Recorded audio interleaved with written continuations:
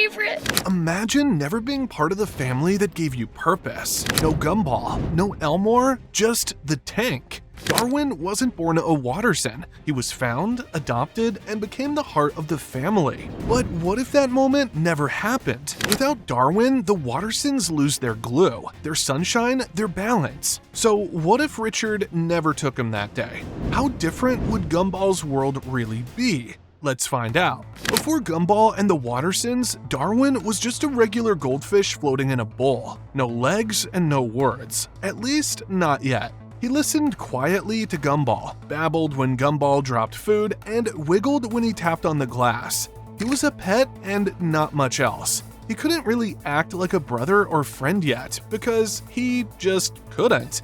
He was just another fish. But in the episode titled The Origins from Season 4, we see how when Gumball and Darwin found out that they were connected, all Richard wanted to do was replace all the other goldfish pets that had passed away, but he ran out of luck at the pet store. Instead, he was offered a fish by a man from a mysterious van. As Richard buys the fish, the man tells him that this fish is very special and must be treated with a lot of care. The new Darwin is then gifted as Gumball's new pet fish. However, he notices that Darwin is unusually intelligent for a goldfish, and he is able to understand everything he says and mimic his facial expressions. Out of curiosity, they both reach their hands out for each other, and there it was, a spark. That's when they knew that they were going to be friends forever. But while Darwin remained in the tank, Gumball noticed that there was still a void. If you watched the show long enough, you'd know that Darwin often acts like the anchor, cooling Gumball down, or bailing him out of trouble. Before he became a part of the family, Gumball was more chaotic, selfish, lonely, and definitely angrier. In fact, Darwin is the one who helps him with even the littlest responsibilities, just like in the episode called The Countdown. Darwin wakes Gumball up so they won't be late for school. That's how he often keeps Gumball from spiraling into trouble. In another episode called The Picnic, Darwin saves his brother from something much more dangerous. Here, Gumball leads them into the Forest of Doom, gets lost, misunderstands instructions, and is still acting overconfident. Eventually, he separates from Darwin in anger. Then, when predators surround Gumball, it's Darwin who saves the day, protecting Gumball, confronting the danger. Without Darwin, Gumball would have been totally overwhelmed and probably even mauled by the creature. And that's why the two are inseparable. In the third episode of the 7th season titled The Distance, they're forced to live in separate rooms. But Gumball is clearly upset by the separation, and the episode shows us just how dependent Gumball is on Darwin. He acted erratically on several occasions. He was just lost. And another time, when they both felt bored of each other and tried to find a third best friend, he just couldn't find someone who cares about what he feels, who supports or understands him. He tried to replace Darwin with someone else, but it all failed and felt hollow, and in the end, he realized that Darwin is super important to him. And it's not just Gumball who would be miserable without Darwin. The rest of the Wattersons need him just as much. Nicole tries really hard to regulate Gumball's emotions, but it's Darwin that really helps Gumball soften, gives him a sense of companionship, so Nicole doesn't always have to play referee. Richard is often clueless, so Darwin's presence helps smooth out conflicts. Anais, on the other hand, also acts as voice of reason, but Darwin helps keep Gumball from becoming full-blown antagonistic to her. Without Darwin, Gumball's clashes with Anais might escalate, and that would cause too many problems. Now, let's imagine what Darwin's life would look like in a parallel universe where he developed sentience but never got adopted by Gumball's family anyway. There'd be no hugs from the Wattersons, no laughter-filled adventures with Gumball, just him sitting in that glass tank. His tank would probably still feel like home. You know, he's still a fish after all. He'd have water, food, the usual routine. In this version, if he grew legs, they would probably be useless. They'd just flap around in the water, constantly reminding him of the life he could be living outside the tank. But here's the thing, that kind of isolation could also make Darwin more emotionally aware. His growth would happen in stages. First, he'd realize he wasn't just another fish. Then, he'd understand the tank was holding him back.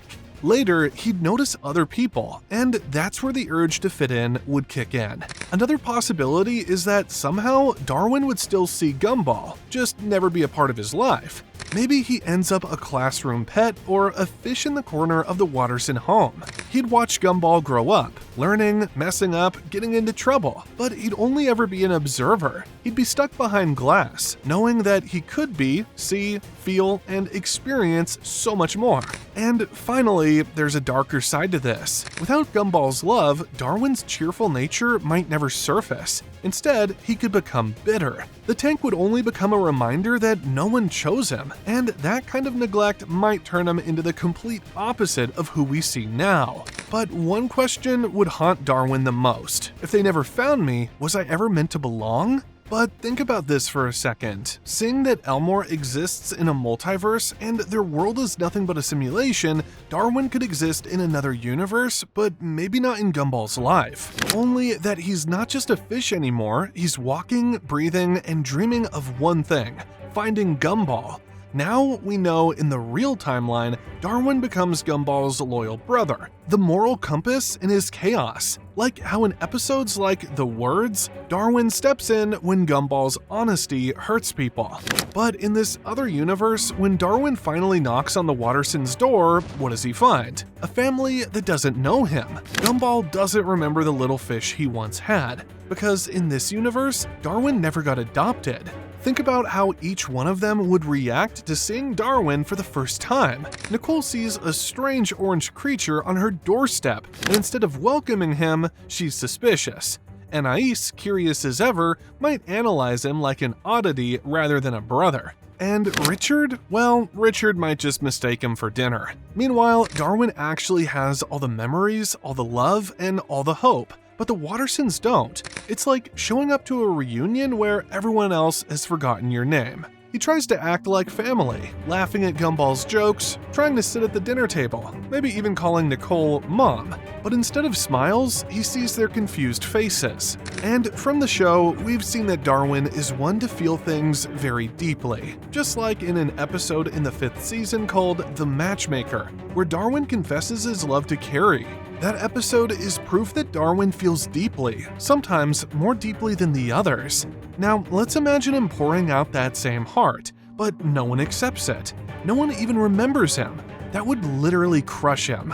Now, the saddest part of this possible scenario would be that Darwin doesn't become a villain in this story. He's not angry or out for revenge. He just wants to belong. He wants to be what he was always meant to be, Gumball's brother. But in this alternate timeline, he's too late. Gumball has already grown up without him, without that steady voice of reason by his side. Rather than welcome him, Gumball would probably say, "I think you've got the wrong house." And Darwin walks away, not because he wants to, but because there's nothing else he can do. At the end of the day, the truth is, without Darwin, Gumball would be a complete mess. And without Gumball, Darwin would have never found a family, or even a real reason to live outside that fish tank. But now, I want to hear from you. Do you think the Wattersons would be just fine without Darwin, or is he really the heart of the show? Drop your thoughts in the comments, and if you enjoyed this video, make sure to like, subscribe, and hit that bell so you don't miss the next one. See you soon!